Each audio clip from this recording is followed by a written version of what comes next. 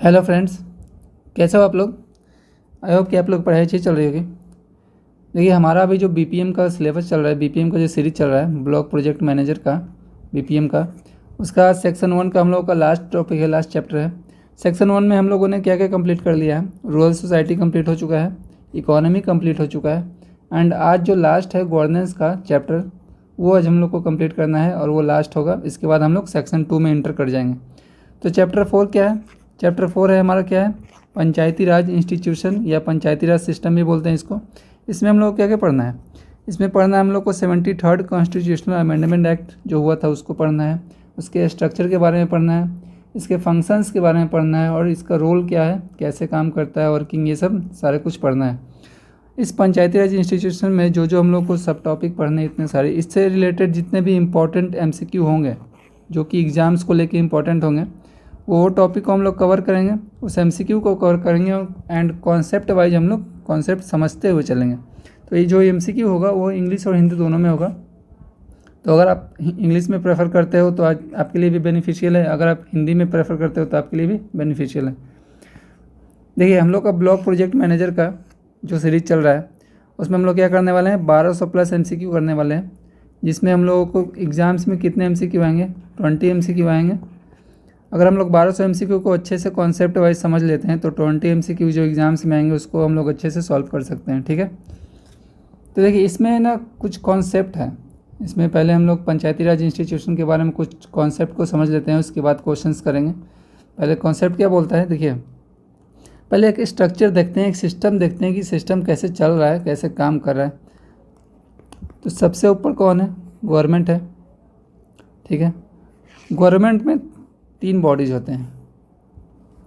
पहला कौन सा हो गया, पहला हो गया लेजिस्लेचर, दूसरा कौन सा हो गया एग्जीक्यूटिव, एंड तीसरा कौन सा हो गया जुडिशियरी।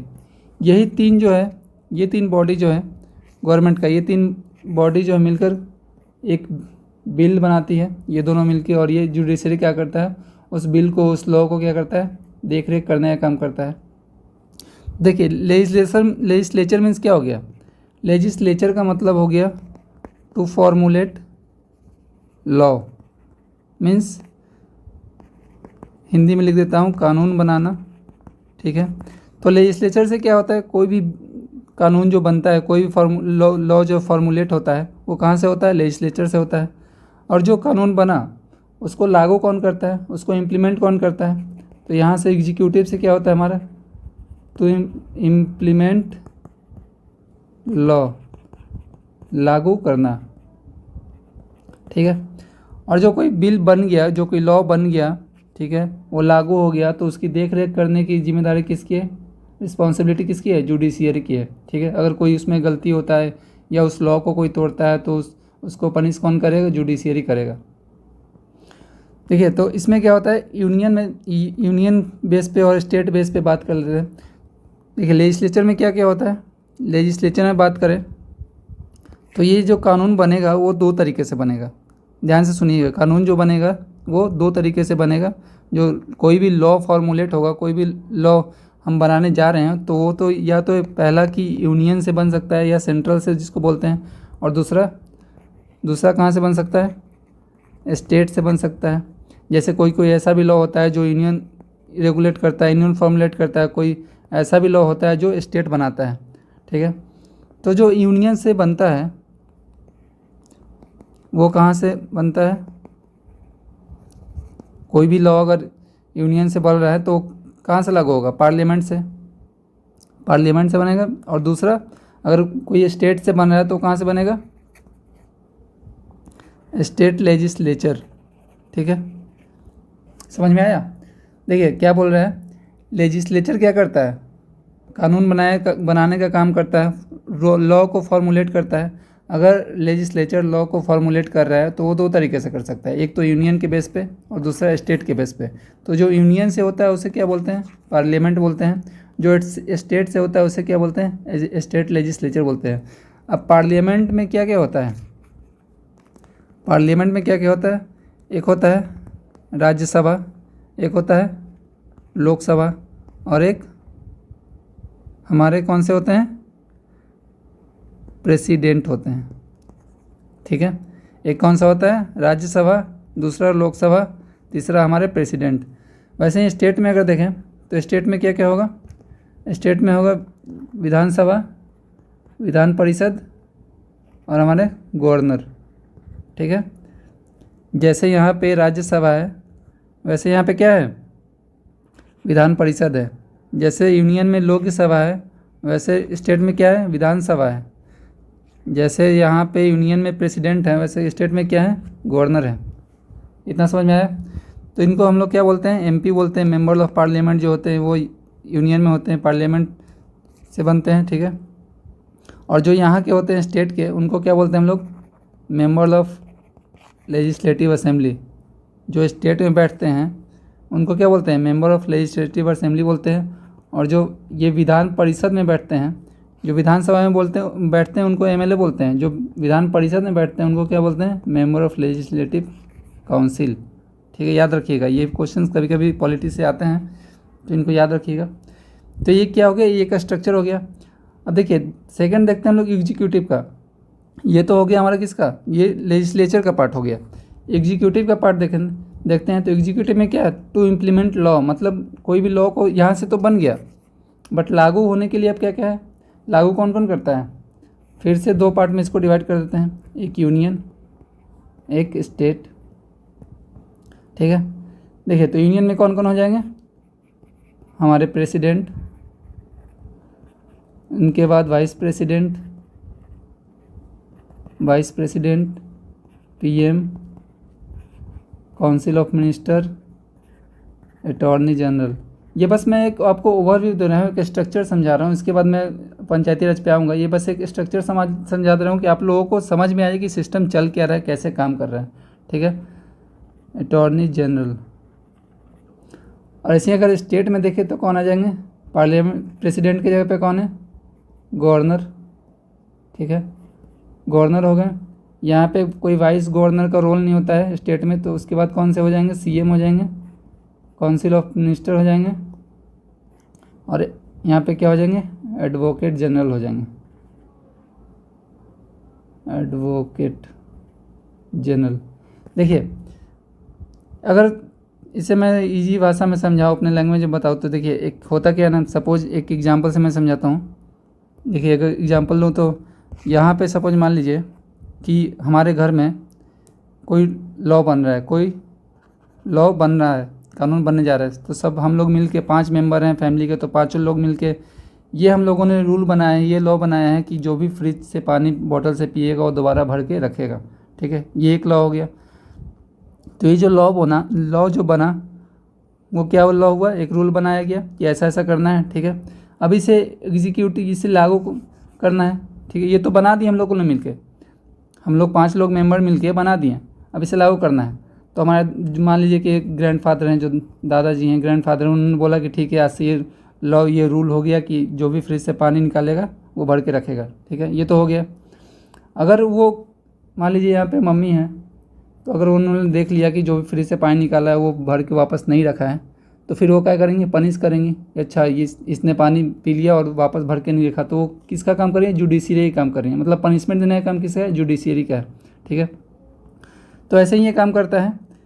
अब देखिए हम लोगों ने तो लेजिस्लेचर और एग्जीक्यूटिव का देख लिया। देखिए अब जुडिशियरी में क्या होता है, जुडिशियरी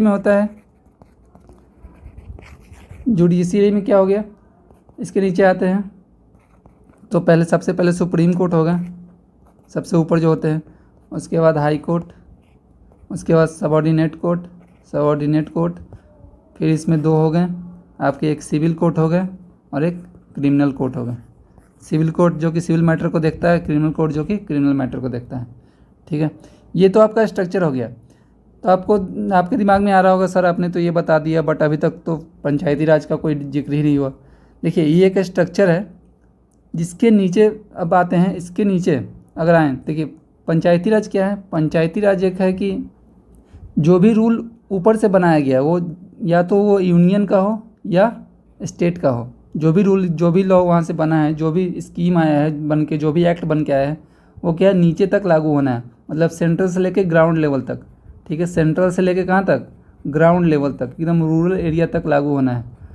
तो वो अच्छे तरीके से रेगुलेट नहीं हो पाता है, वर्क नहीं कर पाता है। तो एक सिस्टम आया यहाँ पे, यूनियन और स्टेट के बाद एक सिस्टम आया जिसमें ग्राउंड लेवल पे अच्छे से वर्क किया जाए, अच्छे से गवर्नेंस किया जाए।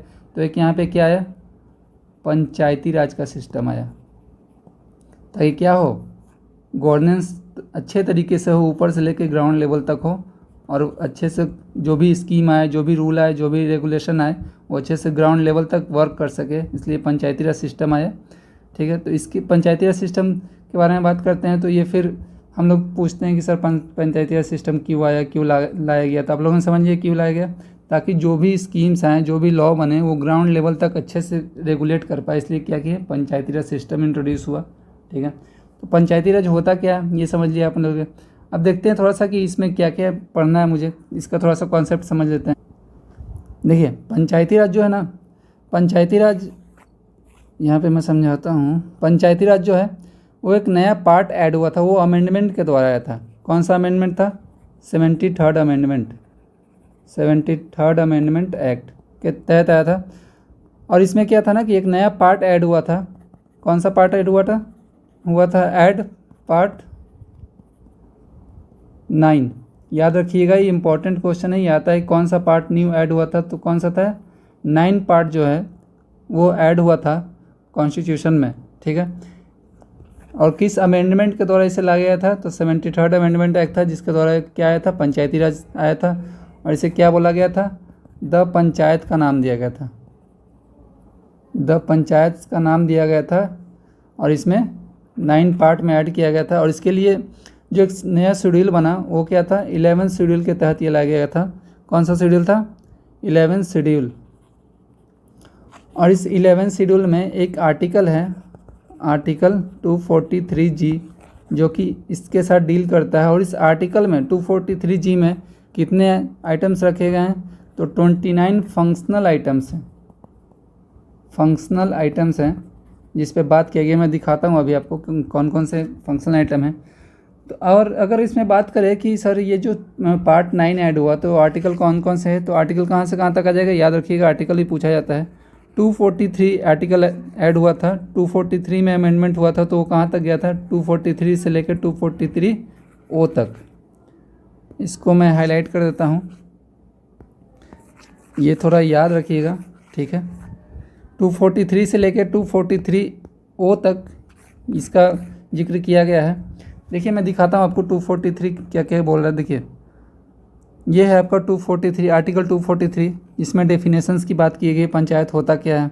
243A में ग्राम सभा की बात की गई, बी में 243B में कॉन्स्टिट्यूशन ऑफ पंचायत की बात की गई, 243 में कंपोजिशन ऑफ पंचायत की बात किया गया है, 243D में रिजर्वेशन ऑफ सीट्स की बात की है, कितने सीट्स रिजर्व होंगे महिलाओं के लिए, ये सब वगैरह वगैरह, ST के लिए कितने होंगे, SC के लिए कितने होंगे। 243E में ड्यूरेशन ऑफ पंचायत ETC के बारे में जिक्र किया गया है। 243F में डिस्क्वालिफिकेशन ऑफ मेंबरशिप के बारे में डिस्कशन किया गया। 243 में power, authority and responsibility of panchayat. यही मैं बोल रहा था कि जो शेड्यूल 11 ऐड हुआ है, शेड्यूल 11 यही है, शेड्यूल 11 जो ऐड हुआ है न्यू 11 शेड्यूल, वो क्या किसके बारे में जिक्र करता है, power, authority, responsibility and panchayat का जो रिस्पॉन्सिबिलिटी है, अथॉरिटी है, पावर, ये सब के बारे में डिस्कस करता है। वो कौन सा आर्टिकल है, 243G। और क्वेश्चन ऐसे आ सकते हैं कभी कि जो 243G है उसमें कौन सा शेड्यूल ऐड हुआ, तो कौन सा हो जाएगा, 11th शेड्यूल हो जाएगा। ठीक है, 243H क्या बात बोलता है, powers to impose tax by and fund of panchayat. 243I क्या है, constitution of financial commission. 243J क्या है, audit of accounts of panchayat.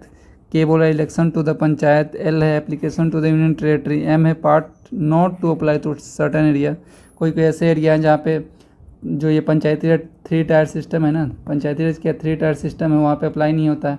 क्यों नहीं होता वो हम लोग आगे देखेंगे, क्योंकि वहाँ का पॉपुलेशन कम है।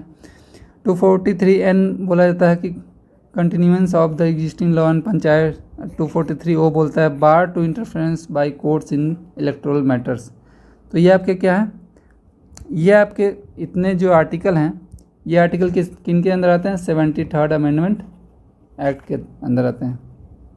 देखिए अब 243 में जो मैंने डिस्कशन किया था कि 29 आइटम है, 29 फंक्शनल आइटम क्या क्या है, किसके बारे में 243 जिक्र करता है, आर्टिकल 243G देखिए पहला जो है किसके बारे में, एग्रीकल्चर, जो भी होगा वो रूरल से रिलेटेड होगा, क्योंकि यहाँ पे क्या है, पंचायती राज क्या बोलता है, पंचायती राज जो सिस्टम है वो क्या है, रूरल लोकल सेल्फ गवर्नेंस है, ठीक है, रूरल लोकल सेल्फ गवर्नेंस। तो यहाँ पे जो भी जिक्र होगा किसके बारे में होगा, रूरल के गांव के बारे में जिक्र होगा।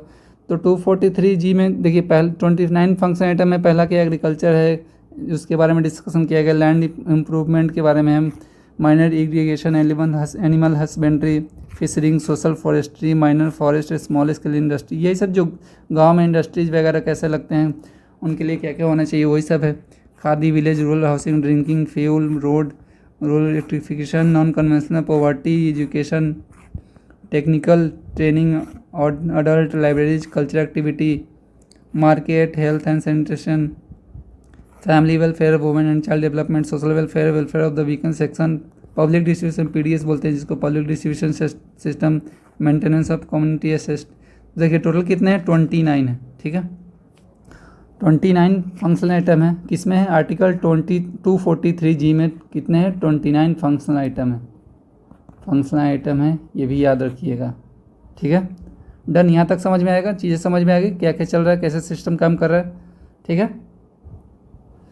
अब इसमें आता है कि एक ये पॉइंट आ जाता है कि सर ये जो पंचायती राज है 73rd अमेंडमेंट एक्ट है, 73rd अमेंडमेंट एक्ट, ये कौन कौन से कमेटी ने लागू किया, तो ये थोड़ा सा याद रखिएगा, और ये इम्पॉर्टेंट है तो इसे नोट डाउन भी कर सकते हैं, बहुत ज़रूरी है, याद रखिएगा। इसका मैं एक कोड बता देता हूँ, BAGLTG, ठीक है। ये एक कमेटी का नाम है, 6 कमेटी थी जिसने ये सब रिकमेंडेशन दिया था, और 6 कमेटी में जो पहला है वो कब आया था, 1957 में आया था। ये कौन सा है, बलवंत राय कमेटी है, बलवंत राय कमेटी।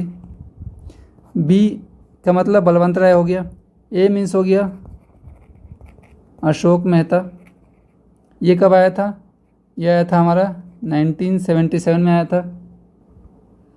फिर क्या है, GVK रॉय, ठीक है, GVK रॉय कमेटी, ये कब आया था, ये हमारा आया था 1986 में आया था।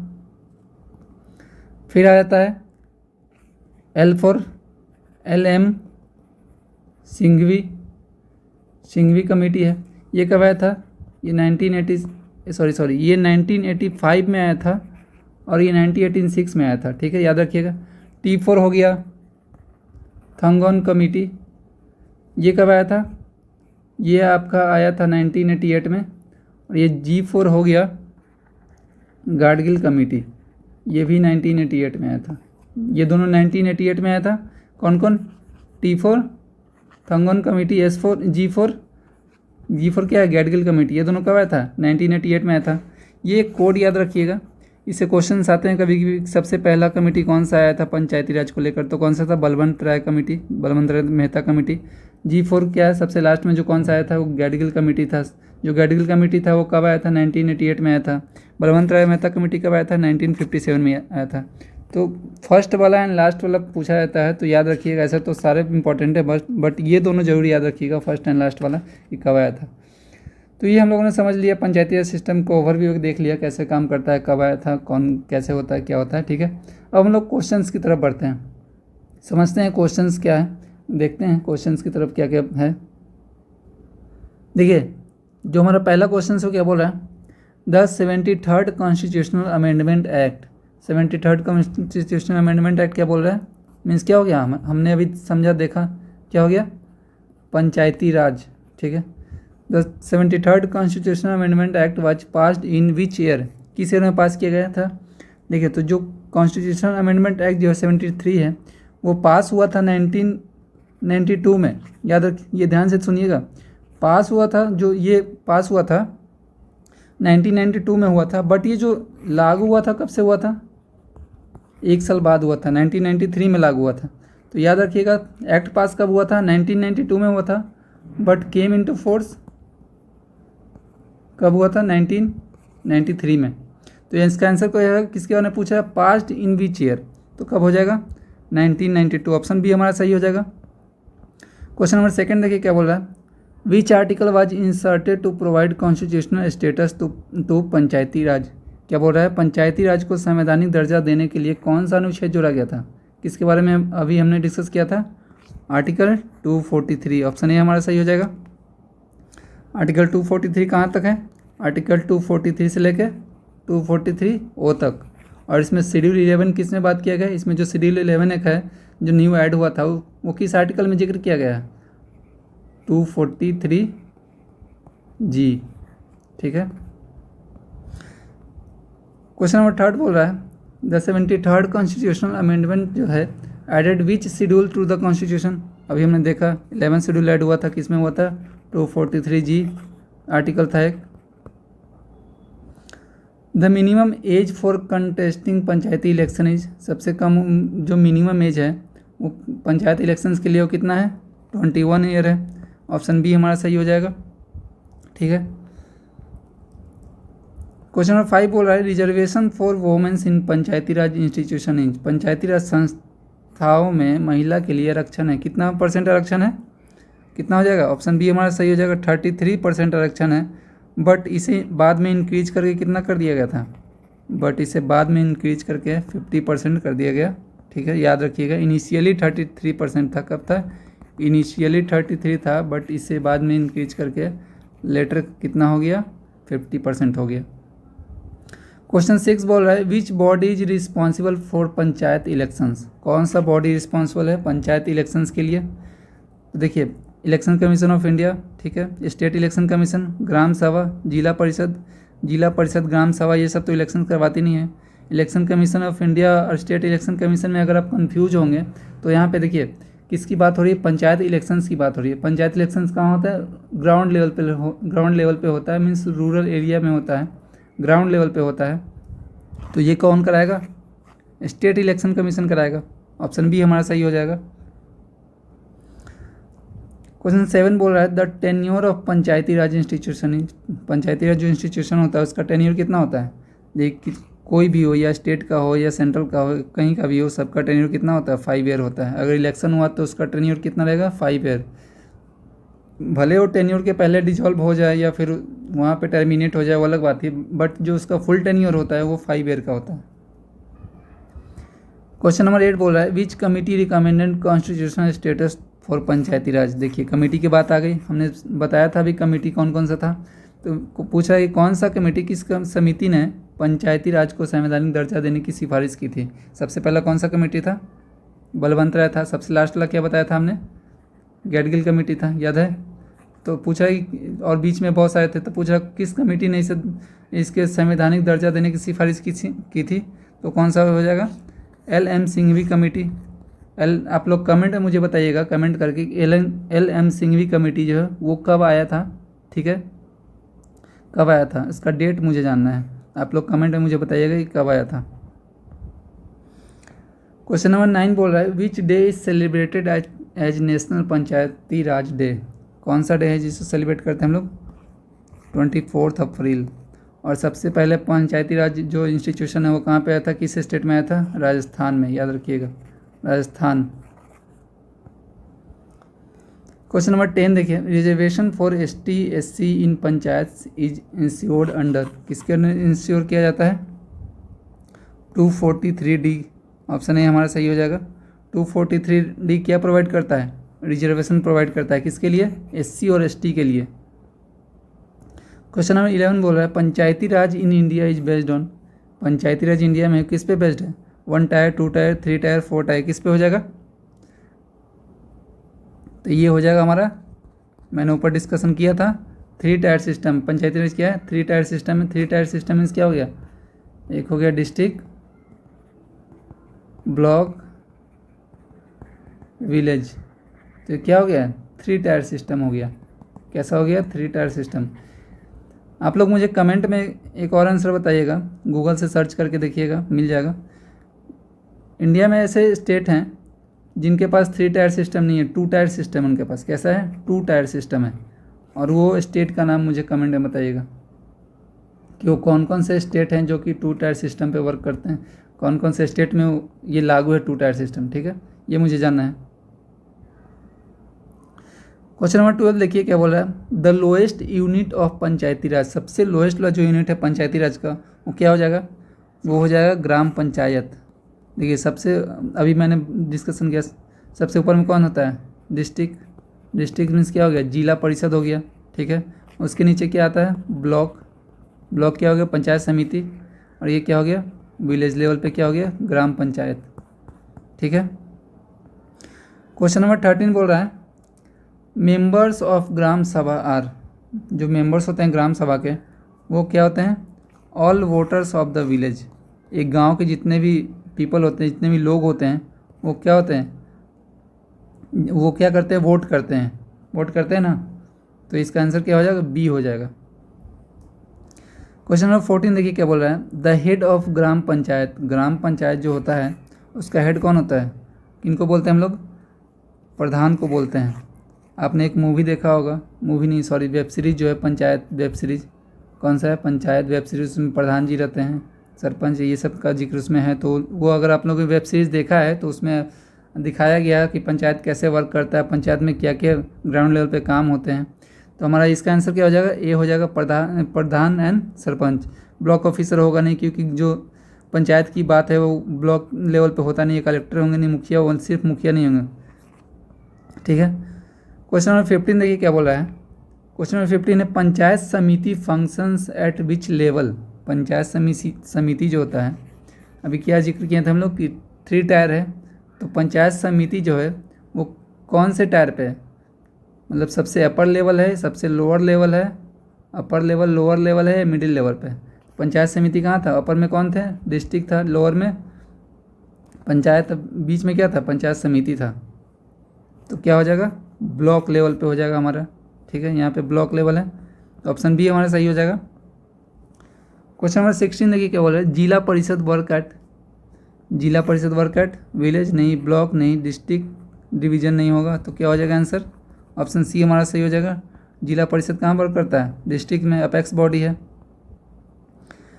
Who is the ex officio chairperson of जिला परिषद, जिला परिषद का एक्स ऑफिशियो चेयरमैन कौन होते हैं सॉरी बताइए, कलेक्टर होते हैं, डिस्ट्रिक्ट जज होते हैं, जिला परिषद चेयरपर्सन होते हैं जो कि इलेक्टेड होते हैं, या एमएलए होते हैं। तो इसका आंसर क्या हो जाएगा, ऑप्शन सी हो जाएगा, जिला परिषद चेयरपर्सन होते हैं, इलेक्टेड होते हैं जो कि। क्वेश्चन नंबर 18 बोल रहा है, which body prepare plans for economic development at village level. Question number 18 क्या बोल रहा है, which body prepares plan for economic development at village level. Village level पे जो इकोनॉमिक डेवलपमेंट होता है वो कौन सा बॉडी उसके लिए प्लान प्रिपेयर करता है, तो विलेज लेवल पे क्या हो जाएगा, ग्राम सभा हो जाएगा। यही प्लान प्रिपेयर करते हैं, कैसे गांव में जो है सड़क बननी चाहिए, कैसी योजनाएं आनी चाहिए। तो कौन हो जाएगा, ऑप्शन ए हमारा सही हो जाएगा, ग्राम सभा।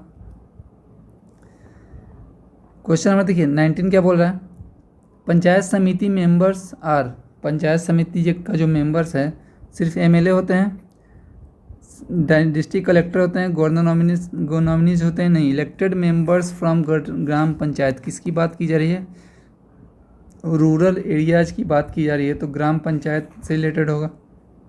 जो पंचायत समिति का जो मेंबर होगा, पंचायत समिति मीन्स क्या, ब्लॉक लेवल का जो मेंबर होगा वो कहाँ से होंगे, इलेक्टेड मेंबर्स फ्रॉम ग्राम पंचायत से इलेक्टेड होंगे। क्वेश्चन नंबर 20 देखिए क्या बोल रहा है, gram sabha meetings must be held at least.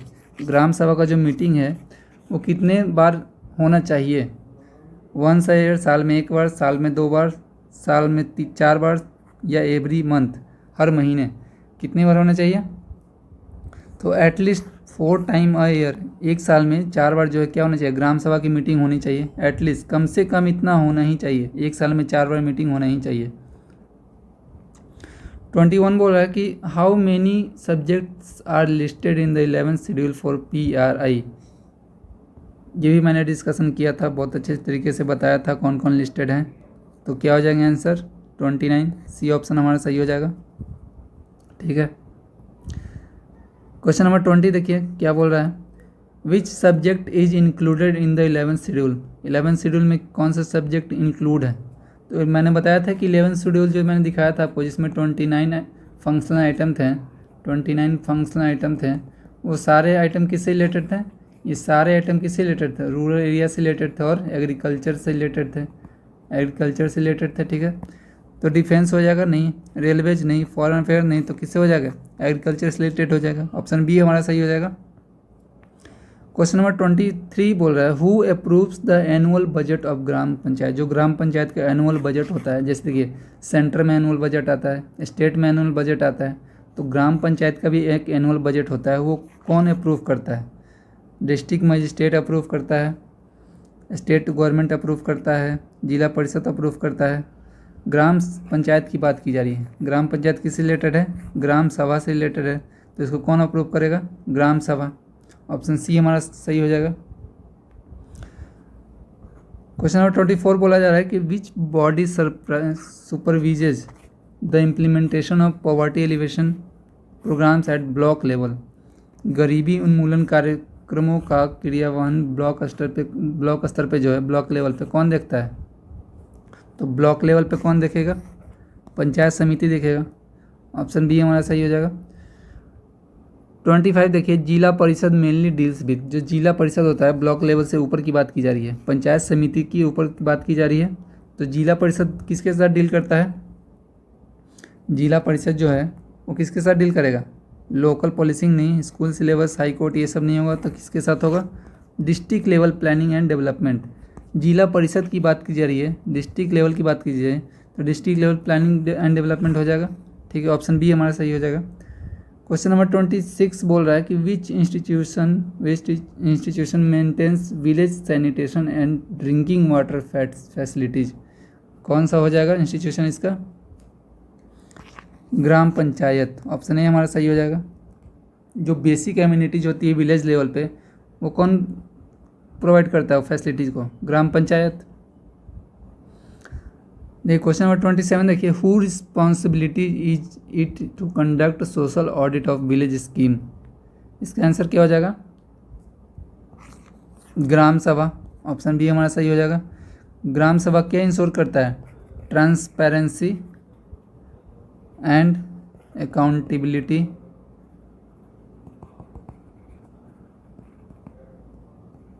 By social audit, ठीक है। तो इसका आंसर बी सही हो जाएगा। क्वेश्चन नंबर 28 देखिए क्या बोल रहा है who prepares plan for block level development. Block level development की बात की जा रही है। ब्लॉक लेवल डेवलपमेंट पे कौन हो जाएगा, पंचायत समिति। ऑप्शन ए हमारा सही हो जाएगा। देखिए क्वेश्चंस आपको देखने में इजी लग रहे हो क्योंकि आपने कॉन्सेप्ट समझ लिया है और क्वेश्चंस को घुमा फिरा के पूछा जा रहा है। अगर एक कॉन्सेप्ट है उसको घुमा फिरा के पूछा जा रहा है कि एक क्वेश्चंस को हम लोग अगर कई तरीके से देख लेंगे तो माइंड में वो सेट हो जाएगा और एग्जाम्स में भी अगर ऐसे क्वेश्चंस मिलते हैं एग्जाम्स में तो इसलिए हम क्या कर पाएंगे, सॉल्व कर पाएंगे।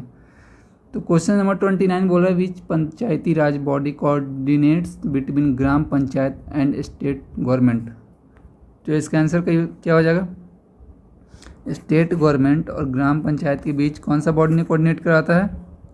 इसका ऑप्शन हो जाएगा पंचायत समिति, ब्लॉक ही तो कराता है, ठीक है। क्वेश्चन नंबर 30 देखिए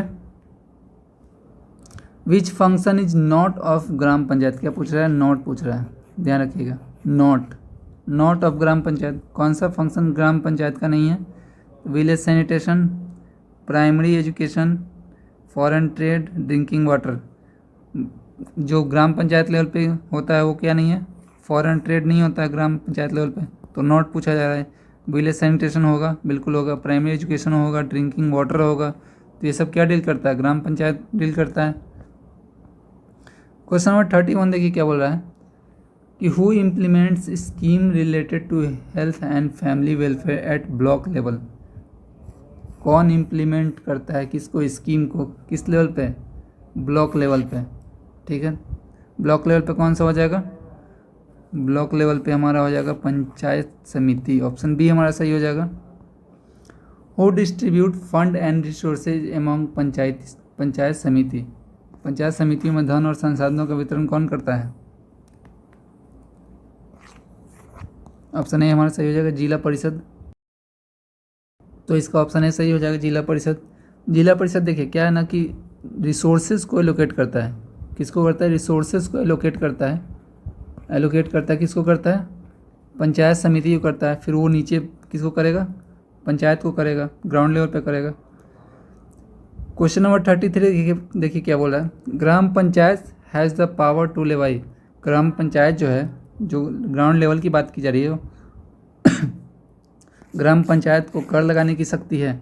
कौन सा टैक्स वो लगाता है ग्राम पंचायत जो होता है? प्रॉपर्टी टैक्स लिया जाता है। ऑप्शन बी हमारा सही है। देखिए वहाँ पे इतना इनकम लोगों के पास है, जनरेट नहीं है कि इनकम टैक्स लेंगे। एक्साइज ड्यूटी लिया नहीं जा सकता, कस्टम ड्यूटी लिया नहीं सकता, तो क्या हो जाएगा? लोगों के पास प्रॉपर्टी होते हैं, गाँव में लैंड होते हैं, तो क्या लिया जाता है वहाँ से? प्रॉपर्टी टैक्स लिया जाता है। तो ऑप्शन बी हमारा सही हो जाएगा। प्रॉपर्टी टैक्स हो गया, वाटर टैक्स हो गया, लोकल सर्विस चार्ज हो गया, ये सब जो मेला वेला लगता है वो सब का चार्ज हो गया, ये सब लिया जाता है। क्वेश्चन नंबर 34 बोला जाएगा the functions of maintaining primary school is handled by. जो प्राइमरी स्कूल का मेंटेनेंस का फंक्शन है वो कौन हैंडल करता है? ग्राम पंचायत हैंडल करता है। ऑप्शन ए हमारा सही हो जाएगा। Who main role is to consolidate all block plans into a district plan. बोल रहा है सभी ब्लॉक योजनाओं को जिला योजना में समेकित करने की जिम्मेदारी किसकी है? किसका हो जाएगा? जिला परिषद का हो जाएगा। ऑप्शन सी हमारा सही हो जाएगा। जिला परिषद क्या करता है? कोऑर्डिनेट करता है। डिस्ट्रिक्ट प्लान जो होते हैं उसको कोऑर्डिनेट करता है जिला परिषद। क्वेश्चन नंबर 36 देखिए which tier is considered the executive authority for implementing development programme at block level. Block level पे क्या हो जाएगा हमारा? ब्लॉक लेवल पे पंचायत समिति हो जाएगा। ऑप्शन बी हमारा सही हो जाएगा। Which panchayati raj body control secondary education institution in district. कौन सा बॉडी बोल रहा है कि विच पंचायती राज बॉडी, कौन सा पंचायती राज बॉडी कंट्रोल करता है सेकेंडरी एजुकेशन इंस्टीट्यूशन डिस्ट्रिक्ट में? तो क्या हो जाएगा? जिला परिषद हमारा आंसर हो जाएगा सी। ग्राम सभा इज इसेंशियल फॉर। 38 देख लीजिए 38 क्या बोल रहा है? ग्राम सभा इज इसेंशियल फॉर। क्या है? ग्राम सभा किसके लिए आवश्यक है? तुम्हारा क्या हो जाएगा आंसर इसका? स्ट्रेंथनिंग डेमोक्रेसी एट, कहाँ की बात की थी हमने?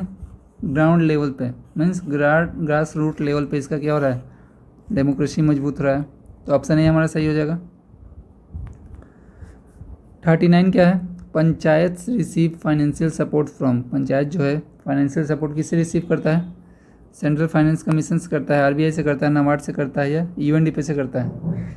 तो इसका आंसर हो जाएगा सेंट्रल फाइनेंस कमीशन से करता है। हमारा ये आंसर सही हो जाएगा। इनको एक ग्रांट दिया जाता है जिससे इनको क्या होता है? फाइनेंशियल हेल्प मिलता है। क्वेश्चन नंबर 40 देख लीजिए whose role is crucial in coordinating panchayati raj and state administration. तो कौन करते हैं कोऑर्डिनेशन का काम? District collector. लिंक है ये किसके बीच में है?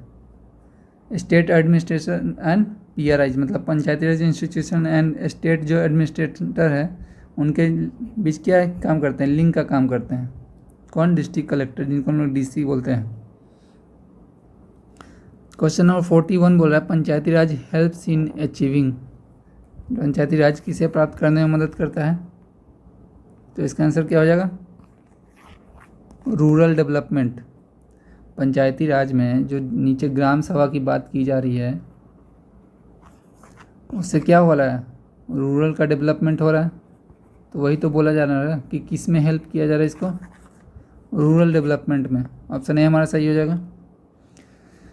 क्वेश्चन नंबर 42 देखिए which body is most effective in implementing मनरेगा एट ग्रास रूट।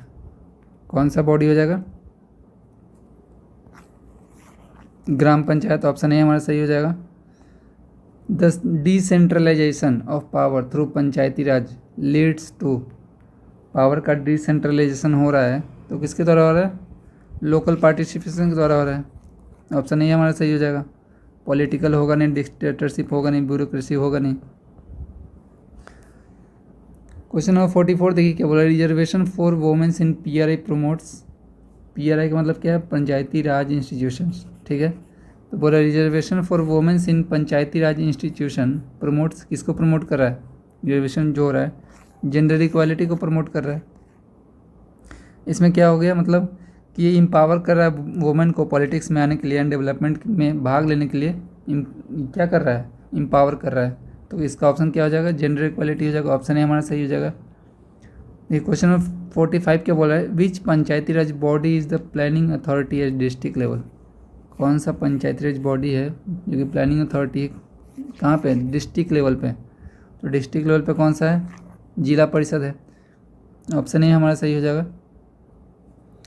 46 क्या बोल रहा है, panchayati raj institutions play an important role in, किसमें इम्पॉर्टेंट रोल प्ले कर रहा है, पॉवर्टी में। किसमें हो जाएगा, पॉवर्टी इरेडिकेशन। क्वेश्चन नंबर 47 देखिए, पंचायती राज इनकरेज, पंचायती राज क्या इनकरेज कर रहा है, सेंट्रल होगा नहीं, ब्यूरोक्रेसी होगा नहीं, जुडिशियल होगा नहीं, तो डेमोक्रेटिक डिसेंट्रलाइजेशन है। ठीक है, इसका आंसर ऑप्शन ए हमारा सही हो जाएगा। 48 क्या बोल रहा है, who is responsible for rural housing scheme like Indira Awas Yojana.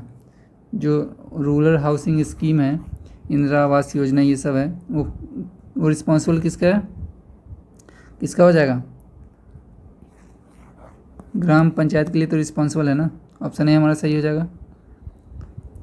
49 देखिए, strengthening PRI leads to, panchayati raj संस्थानों को मजबूत करने से क्या होता है, good governance and at grass root level. Option A हमारा सही हो जाएगा। क्वेश्चन नंबर 50 देखिए, आज का लास्ट क्वेश्चन है, क्या बोल रहा है, the vision of Mahatma Gandhi related to panchayati raj was. Mahatma Gandhi का जो विजन था पंचायती राज को लेके, वो क्या था, मिलिट्री स्वराज था, नहीं, इंडस्ट्रियल स्वराज था, नहीं, स्वराज ओनली फॉर सिटी था, नहीं, क्या था उनका विजन, ग्राम स्वराज का विजन था। ऑप्शन ए हमारा सही हो जाएगा। और ग्राम स्वराज का मतलब यहाँ पे क्या हो गया, self sufficient and self ruled village. मैंने बात किया था ना स्टार्टिंग में सेल्फ गवर्नेंस का, वो यही है, सेल्फ गवर्नेंस का जो मैंने बात किया था वो यही है। ठीक है, तो ये हमारा आज का 50 क्वेश्चन जो था पंचायती राज से रिलेटेड, इसको हम लोगों ने देखा और कॉन्सेप्ट को समझा, कैसे वर्क करती है, क्या है, नहीं, कैसे सिस्टम काम कर रहा है। ठीक है, तो क्वेश्चंस आपको काफ़ी सिमिलर भी लगे होंगे कुछ क्वेश्चंस, बट ऐसा नहीं है कि क्वेश्चंस को मैंने घुमा फिरा के सेट किया है कि एक क्वेश्चंस को अगर मैं 5 तरीके से पूछूं तो उसका आंसर कैसे किया जा सकता है कॉन्सेप्ट वाइज। कॉन्सेप्ट को समझा होगा आपने तो ईजिली आंसर कर दिए होंगे। एग्ज़ाम्स में भी ऐसे ही कभी कभी टॉपिक्स को घुमा के क्वेश्चन पूछा जाता है और एग्ज़ाम से हमारा माइंड काम नहीं करता है, तो इसके लिए आप लोग को भी प्रिपेयर हो रहे हो साथ में। मिलते हैं फिर नेक्स्ट क्लास में। आज हमारा सेक्शन 1 पूरा कंप्लीट हो चुका है। कल से हम लोग क्या करेंगे, नेक्स्ट क्लास जो होगा वो सेक्शन 2 हम लोग स्टार्ट करेंगे। सेक्शन 2 हमारा स्टार्ट होगा, सेक्शन 1 कंप्लीट हो चुका है, सेक्शन 2 देखेंगे नेक्स्ट क्लास में, नेक्स्ट टॉपिक देखेंगे। मिलते हैं फिर नेक्स्ट वीडियो में, तब तक के लिए पढ़ाई करते रहिए। Bye bye.